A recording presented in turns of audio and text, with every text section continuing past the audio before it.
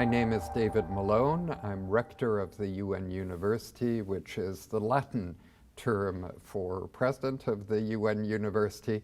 And we're headquartered in Tokyo, where I'm receiving our guest this evening, Dr. Shashi Tharoor. But we have institutes all over the world, and because we're at some distance from each other, increasingly we post online what we're up to for our colleagues and for anybody else who might be interested. And I hope you'll find our conversation just now intriguing. It's actually a prequel for a public conversation here in Tokyo later today. Dr. Tharoor is a man of many parts. He had a very distinguished academic career in India and then in the United States, wrote an incendiary doctoral thesis, which he translated into a book. It was a brave book because it challenged the unchallengeable at the time, India's foreign policy. It was beautifully written. It was one of those rare doctoral theses that reads well years later. He went on to become a very highly regarded novelist, as well as somehow finding time to write all sorts of books about nonfiction topics. Meanwhile, he had joined the United Nations, first on its humanitarian side. He moved to New York at a key period in the UN's life, during the transition from the Cold War period to the post-Cold War, very euphoric period at the UN, and took on one of the most difficult jobs in the UN in the peacekeeping department, rising to be head of the former Yugoslavia file during the worst of the conflicts of the former Yugoslavia, in which the UN had fielded a large number of peacekeepers. He moved on subsequently to the office of the Secretary General. His close friend Kofi Annan was Secretary General at the time, and eventually took on a very difficult job at the UN. He became the head of one of its large departments responsible for public information. The UN has always wanted to be open to public information, but the member states aren't always so keen. So there's always a tension between the UN feeling it has a good story to tell, but the member states not being sure they want the UN to tell that story. So I thought, Shashi, now we'd start with me asking you, when you look back on 29 years of service for the UN, what memories do you have of it? Terrific memories, David, and from each of the stages of that career that you so ably summarized. The humanitarian work was deeply compelling at a human level. I could put my head to the pillow night after night knowing the things I'd done during the day had made a difference to human beings' lives, and that was a tremendously satisfying experience. Peacekeeping was both challenging and frustrating. There was the intellectual challenge of being involved really at the center with the Undersecretary Generals of the time in dealing with an entire concept and institution in transition from a relatively small, rather cogently thought out, well-tested, Nobel Prize winning technique which had existed for the 3 previous decades, into something that with the end of the Cold War became almost unrecognizable to the practitioners of the art of peacekeeping. And I also wrote about that in a couple of scholarly journals at the time, in addition to, as you said, looking after the largest single operation in the peacekeeping department's history, Yugoslavia, and indeed involved as special assistant to the Undersecretary General in the creation of what became the peacekeeping department. So it really was an extraordinary experience. The Secretary General's office then was fascinating, getting to travel with Kofi Annan, rubbing shoulders with some of the great and the good and the not so good and the not so great who occupied the high offices of the world at the time. And finally then running the Public Information Department. That was a tremendous challenge because on the one hand I was under tremendous pressure to reform, which meant cutting back on budgets, posts and offices. I took over a department with over 800 people and over 80 offices around the world, which frankly was probably arguably too large, or certainly could only have been justified in more financially comfortable times. And I was able to cut it down relatively painlessly in a way that has endured. My restructuring of the department is still the way the department functions, as well as my grouping of certain offices into regional offices and so on, which taught me a lot about administering at the UN and budget and defending it to member states, all of that. But at the same time, I was able to push the envelope in public information. I did my best to inspire a rather earlier demotivated staff by telling them that they were not going to be judged. If they woke up in the morning and came to work, they shouldn't be thinking about, today my task is to design a poster or write a press release or whatever. It is basically to further the larger goals of the United Nations. How do we use our work to advance the substantive goals? And you talked about how member states were not always too keen on what could be said or not said by the UN. I think I pushed the envelope farther than it had ever been pushed. I conducted the first ever UN seminar on anti-Semitism. I balanced it a few months later with the first ever UN seminar on Islamophobia. I also got in, I started an annual practice of highlighting 10 stories the world should know more about, which I felt had been underreported but were important to the UN. All of these things which got the organization into the news around the world much more. And I personally appeared on everything from BBC's Hard Talk to Fox News Rivera's show several times in order to try and get our message out to the alert public around the world.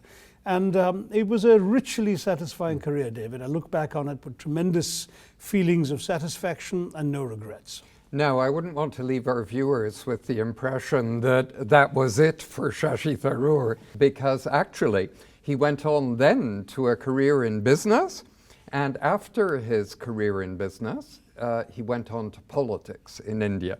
He's today an MP in the Indian Parliament. He has been for 2 parliaments now, and he chairs the Indian Parliament's a standing committee on external affairs. But today we're going to talk more about the UN, and at the end of our chat we'll loop back a bit to perhaps Indian perceptions. Could we perhaps start on substance with the peace and security field? You've seen the UN evolve from the Cold War period to where we are today, a return of great power rivalries, or at least tensions. The UN's peacekeeping role has grown numerically, but in a way the image of the UN has shrunk because these peacekeeping operations, by and large, are concentrated in Africa and are not reported on a great deal in the media, which itself has changed a lot. So I wanted to ask you what you think is important in the peace and security sphere at the UN. Well, what is important is often what we don't hear about or even read about. The things the UN is successfully able to do to prevent conflicts from getting worse, from igniting broader conflicts. It does that, of course, both through its quieter preventive diplomacy as well as its actual peacekeeping operations. And those operations work best when there's already a tentative agreement on the ground, or an agreement that more or less the parties are willing to adhere to, very often not fully adhere to in letter and spirit, but at least if they are pledged to upholding it, you can hold them to account when they don't. Those operations, as you rightly say, are very often in places the world media doesn't pay much attention to. We got an inordinate amount of attention when we were in Europe for Yugoslavia. We got also a lot of attention when the US briefly entered peacekeeping and participated directly. Somalia was a celebrated, or not so celebrated, publicized example of their involvement and their departure from peacekeeping. But we've been getting, when I say we, I'm slipping into the old habits of the UN. The UN has been getting much less attention nowadays for its efforts. The difficulties that you alluded to when you talked about great power rivalry lie before we get to the operation stage. They lie at the heart of Security Council disagreements on how the UN should respond to specific things. And that has always lain at the heart of both the UN's successes and its failures. When the powers on the Security Council, the big ones and the small, agree that something needs to be done and agree more or less on how it should be done, the UN then actually goes ahead and makes a big difference, which is why it's earned its peacekeeping its Nobel Peace Prize. But there are occasions when either they agree on an operation but disagree on how it should be conducted. Yugoslavia was a classic example of that, which was enormously frustrating for those of us managing the operations on the ground, and or give us mandates which are not militarily feasible. That also happened in Yugoslavia. Yes. And then you have the third kind of problem when they simply don't agree. And when they don't agree, then nothing can be decided, and therefore there would be no operation. So you've seen this, whether it comes to directly operations led by the UN or operations which member states are authorized to do something. So the Council agreed, for example, on Libya, which resulted in some actions by the US and its NATO allies that other members in the Council felt they hadn't signed on for. And the backlash on that has since now been seen on Syria, where the member states of the Council are unprepared to allow the kind of language that in their view was, shall we say, misapplied by the Western powers to permit regime change. Now, these are the kinds of difficulties which it seems to me are actually healthy in a world organization. The Security Council is supposed to represent the sum total of world opinion. When the world doesn't agree, the UN will reflect it, and it must reflect it. You can never have a UN in which either a particular point of view or a majority point of view alone prevails.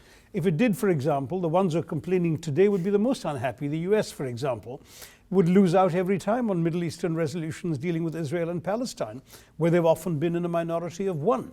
So it's fitting, it seems to me, that the UN continues to be a mirror of the world, with its inequalities, with its agreements and its disagreements, incarnating its hopes and aspirations, and sometimes its frustrations and failures. Great. And often it seems to me the differences in the Security Council aren't necessarily the ones one would expect. And your remarks on the former Yugoslavia bring this to mind. Some of the sharpest differences there were between the United States and the two European permanent members. For good reason, David. The two European countries, Britain and France, actually had troops on the ground. Indeed. The US didn't. Indeed. So you had one set of people essentially arguing that they would like to drop bombs from a great height and fly away, and another set of people knowing their soldiers would have to wake up the morning after on the ground and live with the consequences of those bombs. Naturally, there was a disagreement. And these types of disagreements are hard to report on day to day, and editors in the world's newspapers get pretty bored with them, important as they are. Now, this year has seen the culmination of a long debate and recently the adoption of a new set of sustainable development goals. We also had a conference on the financing of development in Addis Ababa a bit earlier this year.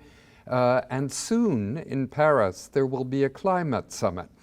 How do you see the UN's action on development? Actually, David, this is a very good year, it seems to me, for reminding people that the bulk of the UN's work is really about social and economic development, and not just the Security Council's work on peace and security, which tends to hog all the headlines. In fact, the trifecta of conferences you mentioned, the SDGs, as they're already being called, the Financing for Development Conference, and now the Climate Change Conference that's looming, showcase in many ways some of the preoccupations that matter to a larger number of member states than peace and security operations actually do. And now here we've got some very important issues where I believe the UN's strengths are on display. The first strength is in its convening power. It gets every country together on every issue that matters. Second, its norm setting or agenda setting role. When the UN puts an issue on the agenda, it both reflects and shapes world opinion. So there are enough countries in the world who wanted it on the agenda, but then by gathering expertise, preparing the documents, conducting the negotiations, and leading up to the climax, it actually focuses a lot of minds and creates an entire approach that almost invariably then becomes the world standard, the gold standard for that issue. On any of these issues, we've seen this earlier in the earlier environmental conferences, going back to Stockholm, Rio, and so on, where the basic issues were really laid down in those conferences. And I finally See, and I only finally see the UN as the platform and the vehicle for delivering on some of these. But this is why I say only finally, because that may be where the UN has limitations. It has a number of agencies working in this field, but the real action is with governments. And what the UN agencies can do sometimes is only a drop in the bucket. I mean, it may be that in some really poor African country that UNDP is the biggest development player in town. But for many developing countries, arguably a majority of developing countries, that's no longer true. There's bilateral aid, there's private sector involvement, and there's often the government's own resources. In the case of India, I'm not even sure that UN funding comes to 1% of India's development expenditure, probably less. So you're looking at a role the UN plays, which will vary from country to country, and from issue to issue, in which it can also implement things. But I think the first two things that are not given enough importance, the convening of the world, the setting of the agenda, and the evolution of norms on issues, that's where the UN really is irreplaceable. And to some degree then on the execution and implementation and achievement of these targets. Great. Now, talking of norms, I think steadily over your period at the UN and beyond, we've seen human rights, which were always present in the UN Charter but not fully developed, codified during the 1960s but still somewhat quarantined in the UN, become much more central. And during your period working with Kofi Annan, that was, I think there was a great leap forward on human rights, which has continued. How do you view the UN's role on human rights? Should the UN have a role? And how is this seen globally? Well, first of all, yes, of course the UN should have a role for the same reason as it has a role on the environment or on refugee movements or many other issues, simply because it is the one world body that exists to get a community of views on issues that matter to all human beings, and obviously our rights matter to all of us.